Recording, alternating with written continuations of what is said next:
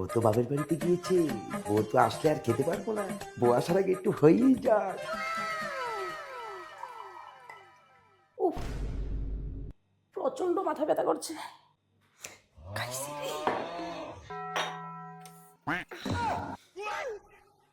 কি করছো তুমি?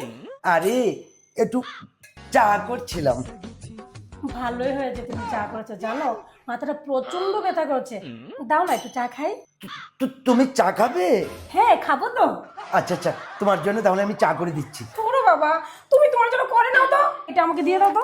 বললাম তো আমি তোমাকে করে দেবো। আরে আমার এটাই চাই। চাটা কেমন কেমন যে লাগছে। না না, লবণ, আদা, জিরা, ধনিয়া, সঙ্গে গরম মশলাও আছে, তাই এমন লাগছে আর কি। ও তাই বলি চাটা এরকম লাগছে কেন? হ্যাঁ, বেশি করে খাও।